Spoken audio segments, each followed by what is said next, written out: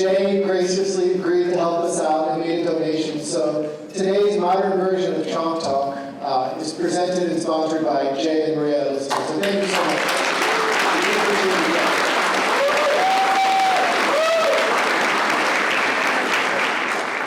And this person who's going to be presenting today, we have an interesting relationship. I was at her 1-year anniversary, her 1-year sobriety anniversary. Am I allowed to talk about that? Sure. So I was at her 1-year sobriety anniversary when I was in a halfway house in Bel Air. And fast forward 3 years, I started working at Ashley, and I went to our IOP, and Hannah was a counselor there. And I was like, hey, I was at your anniversary. She didn't remember me. And I was living in a house after a bad first relationship in recovery. They say don't get in a relationship in the first year. I didn't listen. So I was living in a house with 2 bedrooms by myself, and Hannah asked if she could move in. And I said no. And I think I called her a day or 2 later and said, pack your stuff and move in. And she did. And we've been friends ever since. Platonically, I just want to make that very clear. And I've been friends ever since. I've seen her.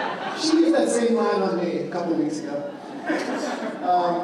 But I've seen her grow and really become a great presenter. And she's the only person that I can think of that could do Father Martin justice. And really excited to turn the mic over to Hannah Rose to present a modern version of Father Martin's famous Chalk Talks. Hannah Rose.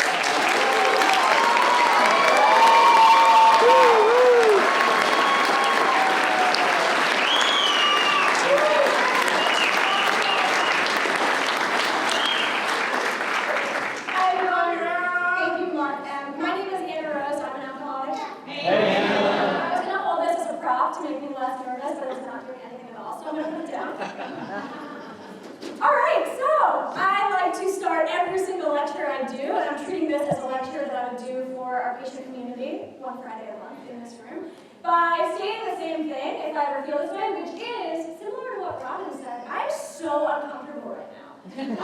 I'm really nervous, and it's interesting because often when I lecture, I talk about emotional sobriety. Just by a show of hands, who has been to at least one of my lectures? Okay. All right, so it makes me significantly less nervous because you know a lot of what I'm going to say. And emotional sobriety is not about me coming up here and feeling 100% confident. It's not about me coming up here and saying, my name's Hannah Rose and my life is perfectly put together, and here I am with my professionalism because I'm a professional. That's just not emotional sobriety. So much of what Robin and David talked about, I was joking during their spiels. They both killed it. But I said, that's like my whole Chalk Talk in a nutshell. It's like my whole Chalk Talk is taking off the mask, acknowledging your true self, leaning into the discomfort, and identifying what is blocking me from being authentic. So, for those of you that have heard me lecture, you know that I don't really prepare. I don't really prep. I don't really have an outline. And I also tend to speak pretty quickly, not just when I get nervous, because that'll fade in approximately 37 seconds. But when I get really passionate about something, not only do I yell, but I have what we call in the clinical world pressured speech. So that means that I'm going to get super pumped, and if at any point I'm doing too much and I'm speaking too quickly, just raise your hand. Let's try that out. Oh, all right. Okay. All right. So I'm going to try to set it down the best I could because, thanks to Jay, no pressure at all. This is being professionally videotaped, and I said to myself I wouldn't acknowledge it, but I just did, so now it just happened. So, we are going to talk about symptoms of emotional sobriety. Now, how many of you, I'm going to do a lot of show of hands, how many of you have watched any of Father Martin's Chalk Talks? Wow. Keep your hands up. I know, you just want to put it down as fast as you can for some reason, even though it doesn't require a lot of energy. Keep it up. Keep it up, okay? How many of you have seen, no, keep it up, of you, all, thanks Father Martin. How many of you have watched symptoms of alcoholism? Okay, well, hands. Keep your hands up if you've also watched symptoms of sobriety. Okay, nice. I can hear myself when I'm saying it's not less, it's fewer. Some of you that understand grammar got that joke. Okay, so Father Martin talks about symptoms of alcoholism. Right? What does being an alcoholic look like? Now, every single person in this room has been touched, metaphorically, by an alcoholic or not. So Father Martin makes tongue-in-cheek jokes hard as I am, so I'm going to keep doing it. It might get awkward, but just bear with me. So he talks about symptoms of alcoholism, and everyone in here knows those symptoms, right? They look like, sometimes, a physical dependency. They look like hiding alcohol or drugs. They look like blackouts. They look like questioning, right? Am I an alcoholic? Non-alcoholics and addicts don't question if they're an alcoholic or addict, right? They just don't. And so he also talks about, in my favorite video, symptoms of sobriety. Because what we know from symptoms of alcoholism is that a knowledge of causes does not dissipate the problem. Right? So often we want to know why. We come to treatment. I work here, by the way. I work here. I'm not just like some person. I'm a relapse counselor here. I've been a relapse counselor for the better part of my 4 years at Ashley. At first, I was an emerging adult counselor for about 4 days. And then I was a primary counselor. And then I was a relapse counselor, and that's what I am today. And so I see a lot of people come in, and they just want to know why. And in primary, it's often, why am I an alcoholic? And in relapse, it's why did I relapse? And it's so important, right? Therapy is often about taking our tangled emotions and experiences and just untangling them with the help of someone, non-biased, objective, right?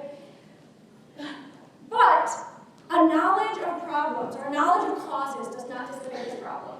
And Father Martin says, if I go to the dentist for a toothache, me knowing why I have a toothache is not going to make that toothache go away. The knowledge of causes helps me to prevent it from continuing to happen again. That is true. But what is going to help that toothache go away?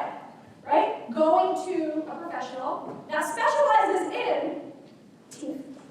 And then accepting the treatment. And yet we come into recovery, often not on a winning streak, never on a winning streak, and we say, well, I just want to know why. Because maybe if I know why, I'll just self-will my way into recovery and I'm not going to drink or use again. How many of you have ever thought that? Yeah, okay, that's fine. And so, emotional sobriety is what I believe is the missing piece.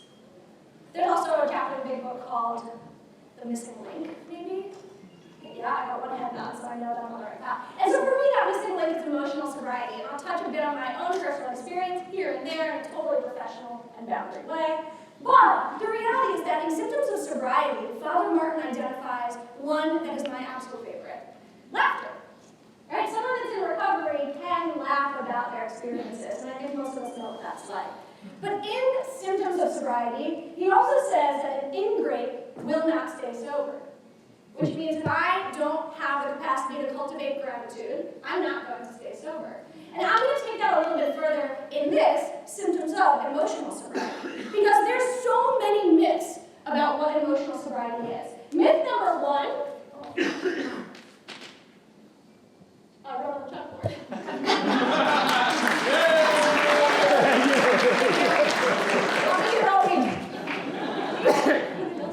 So number one is, I just realized I'm not going to write it all out because I don't know how Father Martin did it. Happy, joyous, and free. Ooh, nice audience participation there. Right? If I'm doing well in sobriety, and if I have what they call emotional sobriety, I should feel happy, joyous, and free all the time. Who has ever thought that? Oh, okay. Awesome. Myth number two.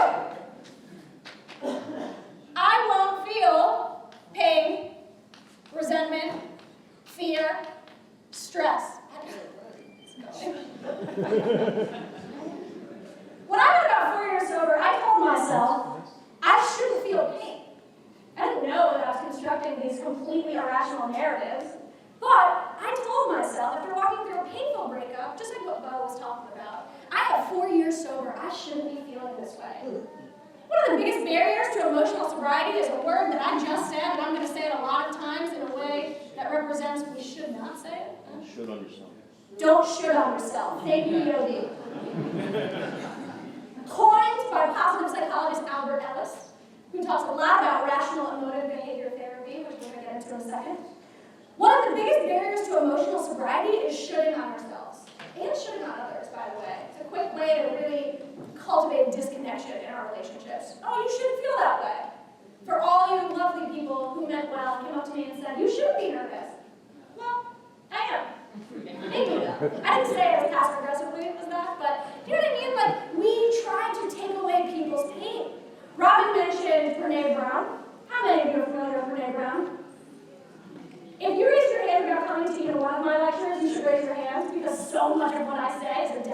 harder. Brene Brown talks about how rarely can a response make something better, right? What makes something better is connection. That's empathy versus sympathy. Sympathy is not going to start with at least. Empathy is going to, right? Oh, well, at least it's only 45 minutes. Okay. Thanks. Right? We need to just show up for each other's emotional experiences. So, what is not emotional sobriety? Happy, joyous, and free. I shouldn't feel pain, resentment, or rejection, fear. I don't remember what the S was, but stress, thank you. No, that is not emotional sobriety. I'm pretty sure that I was told that I shouldn't try to erase, but I'm going to. Oh, God. I'm not going to try to erase it. So what is emotional sobriety?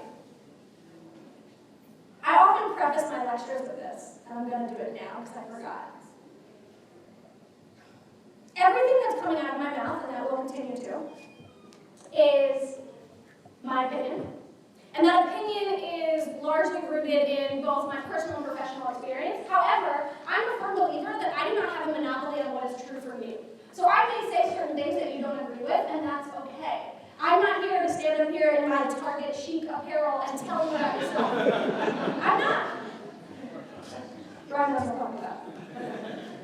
I'm not here to do that, but I'm here to talk about my experiences, the very informal qualitative research I've done in the last 5 years working in this field, and how I think we can break down the barriers to emotional sobriety. So, that's my little, preface, so I won't be held liable for anything I say. So if emotional sobriety is not feeling happy, joyous, and free, what is emotional sobriety? My working definition is that emotional sobriety is being able to show up and feel all of your feelings without reacting on autopilot and without running in the opposite direction. So for me, emotional sobriety means that when I walk on stage and I feel so uncomfortable, I can just say it. I can feel it. I don't shame myself. I go back into that little note to pray, or set an intention, to set aside everything that I think that I know and have the universe just kind of speak through me and say what I need to say. And at no point did I say to myself, God, I shouldn't be nervous. I've done this so many times. I haven't done this so many times, by the way. It's the worst. I didn't tell myself, oh, I'm an imposter. Why did they ask me to do this? They must see something in me that's not real. Right? I don't experience imposter syndrome today. At certain points, if it comes up, I'll acknowledge it and I'll create space to feel it, but I don't shove it down and say I shouldn't feel that way. This is a vulnerable question. How many of you have experienced imposter syndrome? Wow. Keep your hands up, please. I want you all to look around. Now, we've got people from all different walks of life, right? For me, the imposter syndrome was very much being young, potentially inexperienced.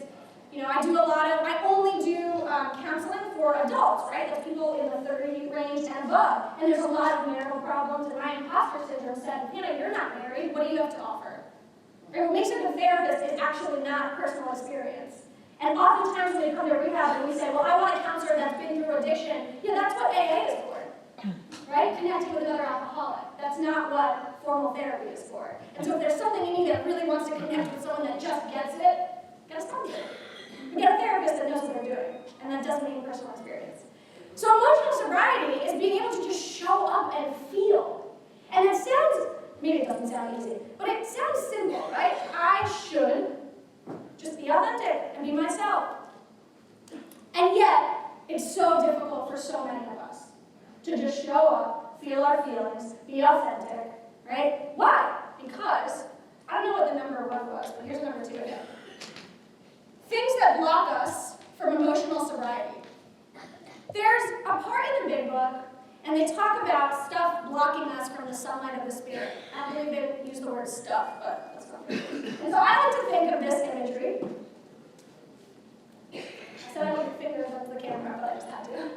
So there's a sun, right? This is the sun. And on it, you can put something that you want to feel disconnected from. So for me, sobriety was a big one, right? Whatever it may be, this is the sun. So the sun's got all these rays, okay? So let's do sobriety, maybe a higher power, right? I'm going to do HP, Harry Potter.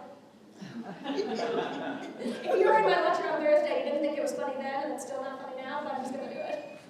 So, higher power, right? What about just connection? How many of us want to find love? No? Okay. Awesome. Right? are other things we kind of want? Sobriety, connection, just peace. For me, being happy, joyous, and free requires me to stop trying to control everything and everyone. And then, I don't know, whatever you want. So the sun is there, right? Someone of the spirit, as it's in the big book. And so here's us. I don't know enough room. This is a sad person. This is me. Okay? So I believe that everything that we're looking for is available to us at any time, right? I subscribe to the notion that everything we're looking for is inside of us already.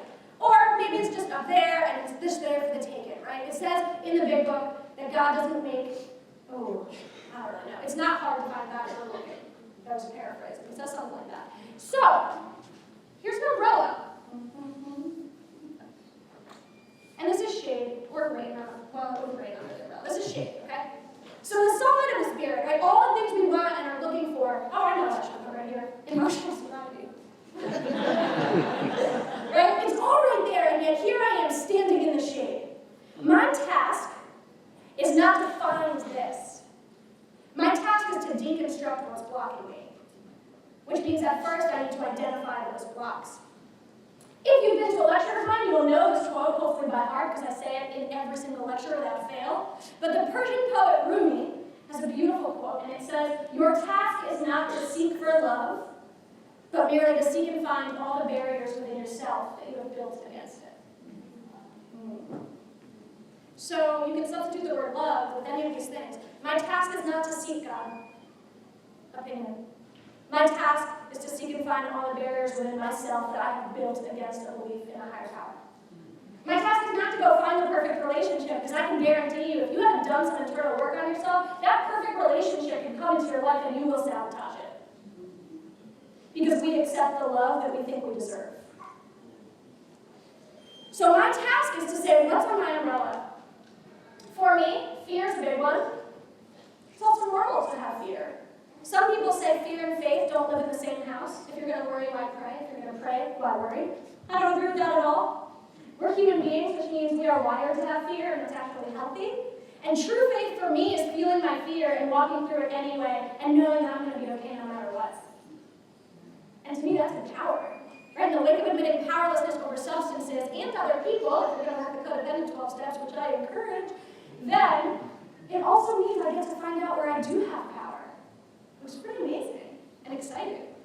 So what's blocking me from emotional sobriety? Fear, control. 99.999% of my resentment stem from me expecting you to act the way I would act in any given situation. I was just saying to someone earlier that was trying to help someone else, listen, let them whirl.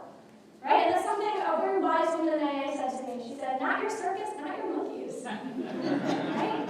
And I have to constantly remind myself of that. Is this person soliciting advice? If so, I'll give it to you, but I need to be sure to not get emotionally attached to the outcome, because it's not about me. Who here has read the book, The 4 Agreements? Yes. If you haven't, I highly suggest. The 4 Agreements, the first is be impeccable with your word, which stems from, if you deconstruct the word, without sin. Right, so the way that I speak about myself and others, essentially, I'm constructing the reality that I live in. And that means that I'm constructing the hell I live in, or the heaven. That's how Don Miguel Ruiz puts it in his book. And so how am I speaking about myself? Right, I'm a really big fan of narrative therapy, which brings a level of awareness to the story I tell myself.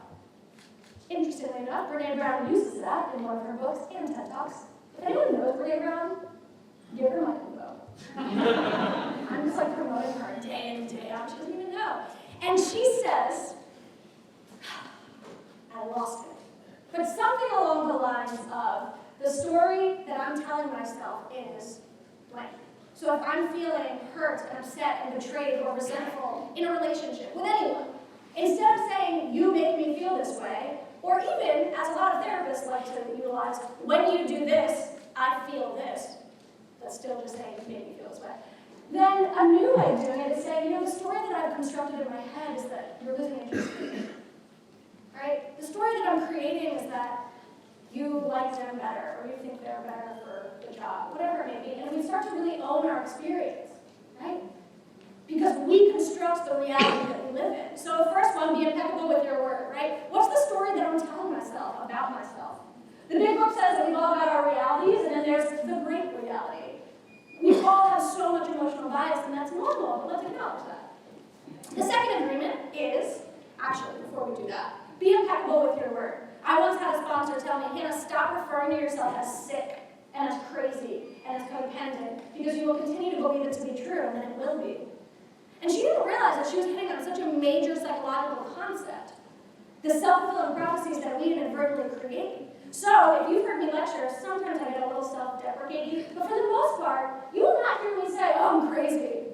And we do this thing in recovery where we say things like, God, I'm really having a hard time with this breakup. I'm such an alcoholic. No, you're just a human being. Welcome to the rest of the world, right? The only thing, I believe, that separates us from our fellows is the allergy that we have to alcohol, which I'll talk about in a second, maybe. So, be impeccable with your word. Agreement number 2, don't take anything personally. It's tough, right? And that means that whether or not you come up to me after this and you're like, you are so amazing, it's so great, awesome. Or you come up to me after and say, that was really horrible and offended me. I don't mean to take either personally, because when someone compliments me, it's still more about them than it is about me. Right? If someone's like, wow, your hair looks so big, spice like that. Look at this. Actually, that one is about me. But for the most part, it's more about you, right? When I compliment someone, it's not just objectively they look good, it's because I'm feeling like I want to compliment someone in that moment. Or maybe they look the way that I want to, or whatever it may be, right? And the same thing is that if I experience a strong emotional reaction to someone that's like, let's say level 5 or higher on a scale of 1 to 10, it has less to do with the person in front of me and more to do with the unresolved wound that it is triggering. So if I'm just like, God, I resent the heck out of that person. I don't know why I'm looking at the camera. Oh, I can't stop. That person, sometimes, we say in AA, well, it's because they remind you of you, and like, maybe that's true, but they also could be reminding you of someone that you have this unresolved wound with, right? And the same thing when I have patients that are like, you are the best. I'm like, who do I remind you of? And that doesn't mean I can't take the compliment today, but it does mean that I need to not take anything personally, right? If I do my job here, if you stay sober long term and you're killing it, as hard as it is because I want to, I can't take that personally. I can acknowledge that I've been a stepping stone and I helped, but I'm not responsible for your sobriety. Just like, and this has happened so many times, just like Rob talked about, right? If I work with a patient and they relapse and they die, I also can't take that personally. And we know from Al-Anon, as I'm sure a lot of you do, we can't cure, cause, or control. The same goes for everything, right? And so what is one of the biggest barriers to emotional sobriety? Taking things personally. And convincing ourselves that our self-worth is contingent on how you feel about me. And changing ourselves, right? We trade our authenticity for approval. And we end up resenting ourselves and a lot of other people because of it. The third agreement is don't make assumptions. So what do? We take things personally and then we make assumptions about it. It's kind of just a human experience, right? And the fourth is always do your best. And what that means is that some days my best is 100%. Some days, especially if it's like before 10 a.m., it's like 30%. But all I can do is the best that I can do at any given moment, and I need to stop shaming myself, because I am a firm believer that I cannot shame myself into growth. It's just sponsor saying, Hannah, put the bat down. It's not helpful. So what's blocking you, right? And our blocks look different. I do a lecture on core issues, and it's about how we've all got other stuff, right? Alcohol was but a symptom. If you're in here and you're not an alcoholic or an addict, it's the reason I wanted to do emotional sobriety, because this is, I believe, relevant to everyone. We've all got our stuff.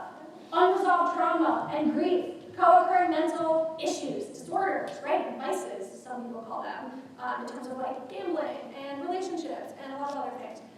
Lack of self-worth, lack of self-esteem, imposter syndrome, a core belief that I'm unworthy. It's one of the biggest blocks to emotional sobriety. And so our task is not to seek out these things, but it's to look inside and say, what is blocking me? Blocks. And then we figure out how to deconstruct them. I do need to do this because I'm going to talk about one really great way to not just deconstruct the things blocking us from our truth, be it being happy, joyous, and free, which are all just feelings, not finite places that you will feel up, living my best life. I'm happy, joyous, and free 24/7. Cool. But like, I'm not gonna believe you. I'm just not, you know what I mean? I think we have this thing that's really exacerbated by social media where we want to project our best selves all of the time, right? Social media is a little insidious because it's a highlight reel of the best times. And if you're one of those people that also like overshares about all the bad times, that's equally as unhealthy. As being like, I'm only gonna show how great my family is, but internally we all hate each other and fight all the time. So, culturally, societally, it's really ingrained in us. It's really ingrained in us.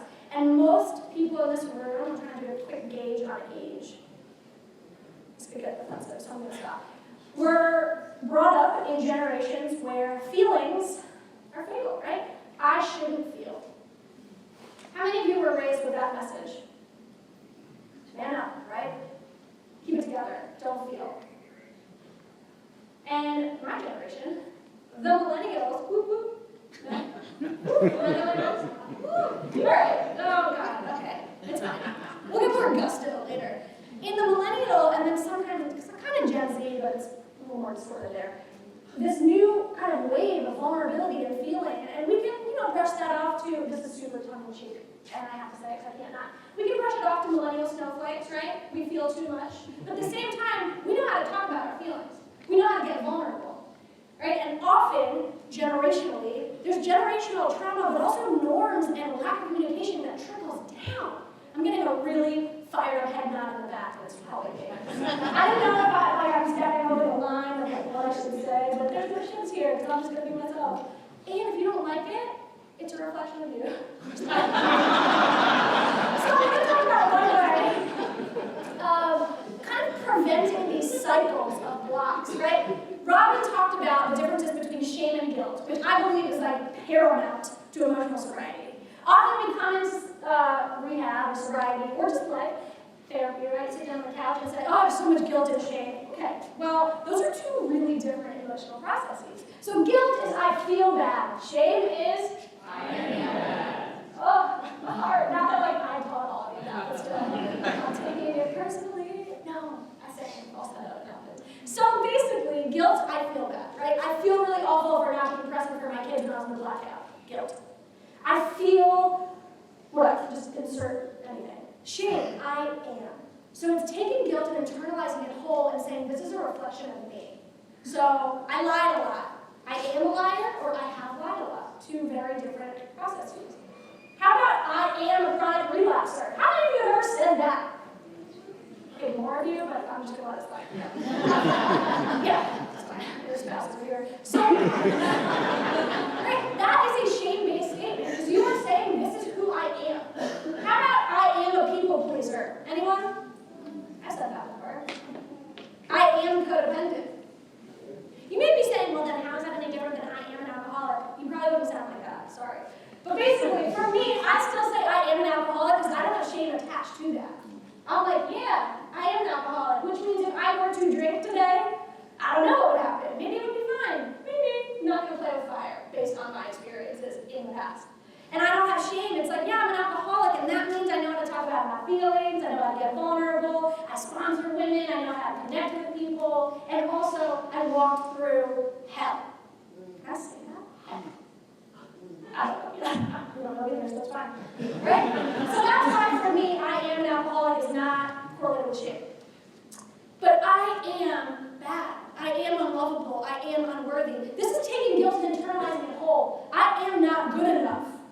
Probably the most common human emotion. Thought process. I am not good enough. For who? Right? We seldom play that tape through. Who are you not good enough for? Was it because you were raised with the messages, you're not good enough, you're not good enough? Or is it because you have really high standards for yourself? I'm a perfectionist. I hear that all the time, right? That's not fun. That sounds awful. Because you're probably shaming yourself literally all the time. So guilt is actually a healthy, motivating emotion. I feel badly about this. I want to change. Shame keeps us stagnant. Shame keeps us stuck. And shame usually stagnant. That kid is going to have some shame. So I'm going to talk about something. Now, this is a mouthful, so bear with me. I'm not nervous anymore, but I need to also still have a filter. I'm going to talk about something that's a little bit of a mouthful. Also, can I see that coffee? Thank you.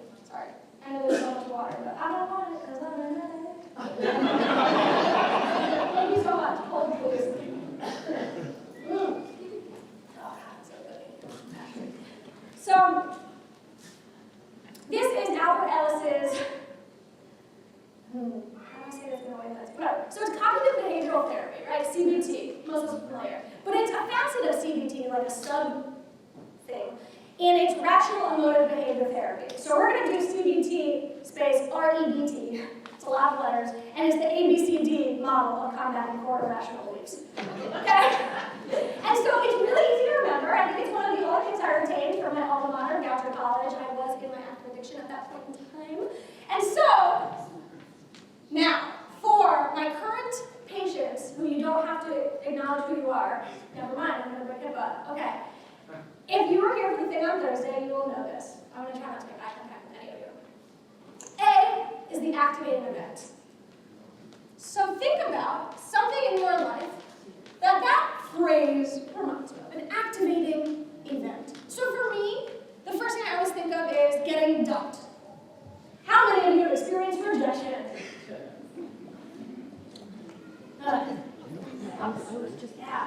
Everything in the face. I'm like, yes, that is what we're going to talk about. Another really good, relatable one for some of you is relapse. Right? So with an activating event, something happens. It doesn't mean something happens to us, by the way. Something just happens and we make it about us. That's a good thing to remember. Is that life is not happening to you. It's just happening and we're bringing meaning to it. And often inadvertently playing the victim even into our adult lives. That's another chalk talk. Can I set myself up for another one? Just kidding. All right, so B is the core irrational belief that follows. So A to B feels like an automatic process, but it's not, and it doesn't have to be. And this is where we're incorporating mindfulness, right? We bring a level of awareness to what's going on internally instead of just acting on autopilot and reacting and making a fool out of ourselves. So an activating event happens. 16 years old. I got broken up with. I usually drop his full name. I'm not going to because this is being videotaped. But this person dumped me. And I felt like my life was over. I really did. It's easy for me as an adult to look back and say, oh, I was just a kid, oh, I was 16. At the time, it felt like my world was ending, which means that was my reality. Special shout out to my stepmom, Stacy, who's here today. Raise your hand, Stacy. Raise it. Yep. Hey. Let's just give a round of applause for Stacy. So, slow down. I'm not going to slow down. So special shout out to Stacy, who was the only person in my life at the time that actually validated my feelings. She didn't say, oh, get over it. You're only 16. Like, this is going to happen more times. You're fine. She didn't minimize my experience. And in hindsight, I see how valuable that was. She was the only person in my life that made me feel seen and heard. Because everyone else meant well with their sympathy, which was really like, at least, like, he didn't knock you up. Yeah, right? You're in high school, Hannah. It's really not that big of a deal.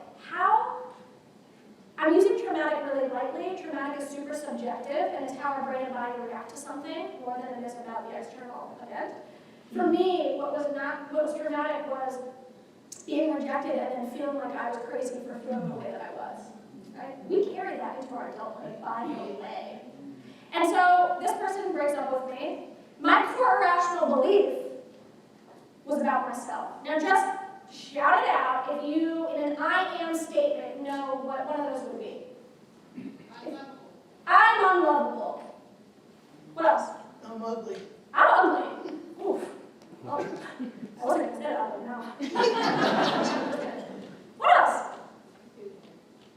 No one wants me. No one wants me. Right? Yeah, so these are the main ones. I get broken up with and I develop a core irrational, so it means it might not be real, it's probably not, but it's happening, belief that I am unworthy of love.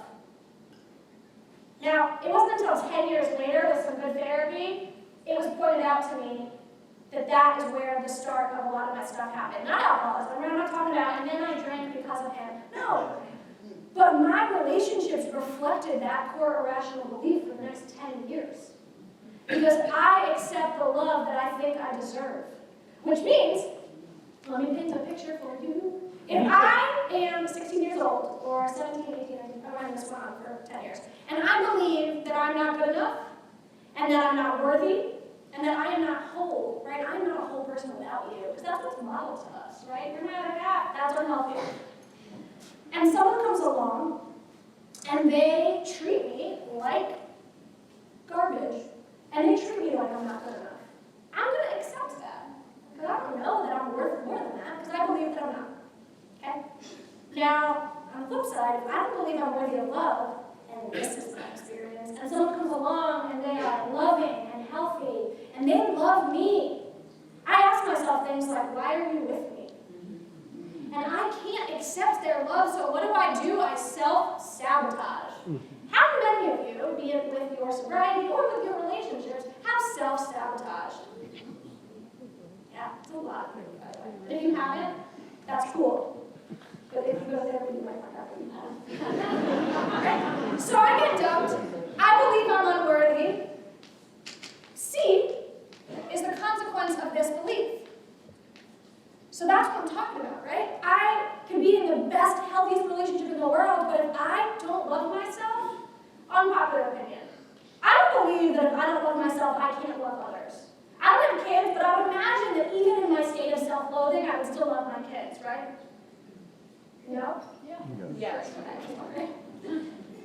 So I don't believe that I don't have the capacity to love other people if I don't love myself, but I do believe that I cannot accept your love if I don't love myself.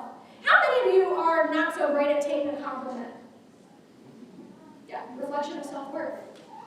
Right? If I don't believe I'm worthy of what you're saying and I don't believe it to be true, I cannot accept that compliment. And or maybe I've been taught from a really early age that just saying thank you means you're conceited. Like a scene from Mean Girls. I'm just gonna say. So she goes, "You're really pretty." And the other girl goes, "Thanks." She goes, "So you're great. You can do it pretty." And it's like so relatable because we've almost been taught that self-love equals conceit and ego. And we're taught in recovery that ego is bad. And so we tell ourselves and misconstrue a lot of what's written to shame ourselves. Is that a law? Awesome. That's my only phobia. Oh, God. The universe is testing me. So, yeah. Something was happening. I think I was wrong. Ego. Ego, yeah, we shame ourselves, right? And so often, I'm not going to say, raise your hand if you've ever been in my group, counseling group, but I want to, but I don't. Everyone knows that Tuesday is Shame Tuesday. Yeah, some of you really do know that. It's my favorite day of the week. But it even is because Shame Tuesday makes it looks like a bed of roses compared to question number 2 on my daily check-in every day, which is in 3 words with no prefaces and no postfaces. I don't know, whatever. Don't follow it up with anything. What do you love about yourself? People would rather talk about their deepest, darkest, shame-based narratives and experience than say out loud, without prefacing it or following up with anything, I am blank in a self-love statement. Ooh. I have 5 minutes left? Oh my gosh, that's probably what I was to say. Okay. I know I'm supposed to slow down, but I'm not going to. Because now in the next 5 minutes, I will put it on turbo speed. Okay. So why is that, right? One reason is we genuinely don't love ourselves, but the other reason is that we've been taught that self-love is ego and ego is bad, and so I would rather stay up here and say I'm a crazy, sick alcoholic than, you know what, I love myself. I feel like I'm killing it right now, and I'm proud of who I am as a person. Right? No, you don't talk. Thank you. So, I get broken up with, I believe I'm unworthy. The consequence is that I only attract people that treat me like absolute garbage and validate my core irrational belief. Let's look at something else. I relapse. I believe that I'm hopeless and that I'm a chronic relapser and that I'm never going to get sober. The consequence? I keep relapsing, right?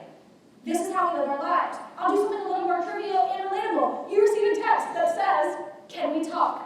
Right? So bad. First of all, don't be that guy. Don't send that text. Just wait and talk to them. The core irrational belief is just, oh my God, I'm in trouble, they're gonna dump me, someone died. That's mine. Who died? Someone said to me today, oh, do you know do-do-do? And I said, did they die?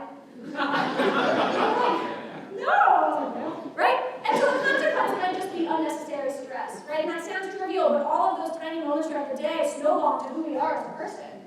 So, This is how we live our lives. Activating the core rational belief, consequence, repeat, right? Wash, dry, repeat, spin cycle. I don't know what I'm talking about, laundry machine. Okay, so Albert Ellis teaches us to dispute the core irrational belief. And this is a way to start knocking down some of the things that block us from emotional sobriety. Because when we dispute the core irrational belief, we have to pause. Replace all shoulds with this. Just pause. Just pause.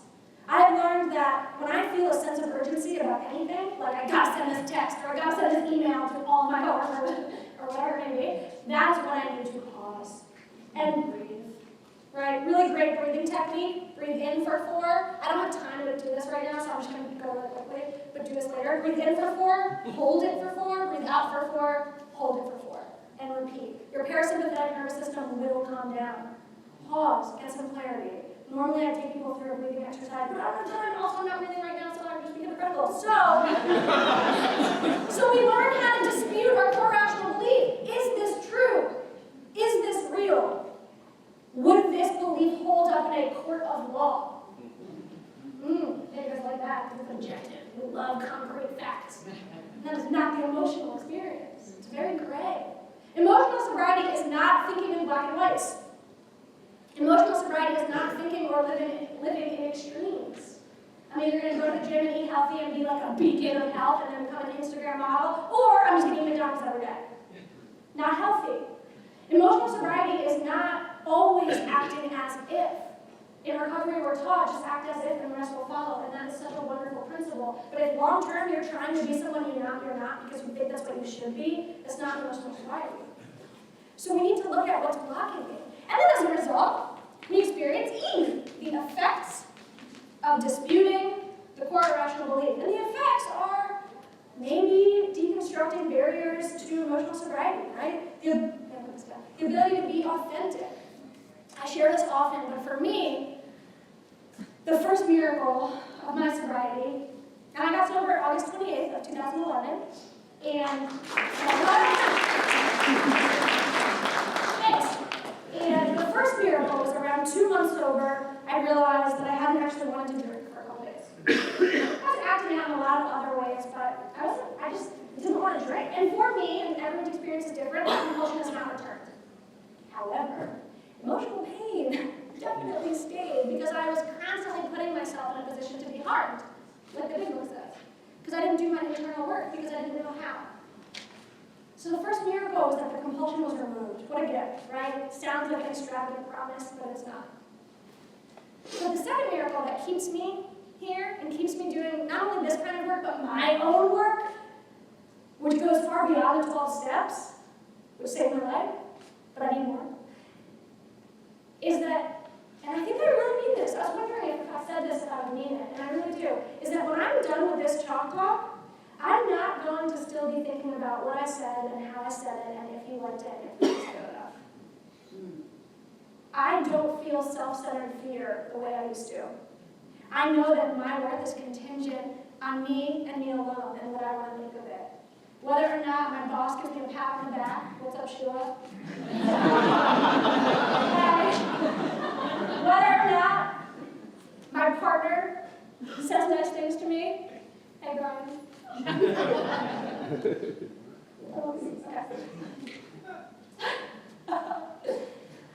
Whether or not my parents approve of my life choices, they do. Whether or not my patients stay sober and give an incredible speech when they say that I was a part of that, makes me cry. Whether or not I leave some kind of legacy, there's a video, I have self-worth today. And it's not contingent on anything outside of me anymore. And as a result, I get to be myself. And I don't know about you, I know our time's up, I'm wrapping up, this is my end thing. I don't know about you, but if I'm in a meeting or at a conference, I don't know what conferences, I don't know what if I'm somewhere and someone is like, here's what happened, and then I got sober and inspiring my wildest dreams, thanks for letting me share. I'm like, okay, but what else? Right? What about living sober and struggling with all of the normal human things? What about living sober and struggling with your belief in God because your friends and patients keep dying? I need to hear people real raw stuff. And when they do, I don't judge them and think, they're weak. If someone gets up at this podium during a topic meeting and cries, I'm like, yes. And they're like, why are you so happy that I'm crying? And I'm like, because you're feeling and you're ripping off that mask, right? I don't relate to, look at me, I'm a professional, I have it all together all of the time, my smile is so fake that it hurts. I don't relate to that. I relate to raw, and it's not always pretty, and it is absolutely not always graceful. If you were in here before this drop talk, I was just walking around saying that I was sweating a lot. I said I was right? It's not going to be graceful, but it's real. And I can't truly connect with anyone else if I'm not connecting with myself, because true sobriety is threefold. Connection with self, connection with others, and connection with something greater. And often we miss the connection with self part. What would you need to do or feel or be to be good enough? There's probably not a solid answer, because I can guarantee you, just based on my experience thus far, you can get the job, you can land the job talk, you can make a salary. That's good enough, I heard. You know, it's hard. You can reach all of these milestones. I'm just talking about what people say. Well, I want to make this much, and I want to have the boyfriend, I want to have the car, I really want the car right now. None of that is going to fill the hole, the void that is in me, until I just stop and start to cultivate not just gratitude, but an internal awareness of self. Right? You are all miracles. Not just the people that are in sobriety, but if you're still sitting here and actually listening to what I'm saying, a lot of this stuff is uncomfortable because it's acknowledging we are not perfect. We connect via our imperfections. Right? And if I do not believe I am worthy of sobriety, I am not going to stay sober. And if I do not believe I am worthy of my life and the love in my life, I'm not going to accept it, and I will continuously self-sabotage.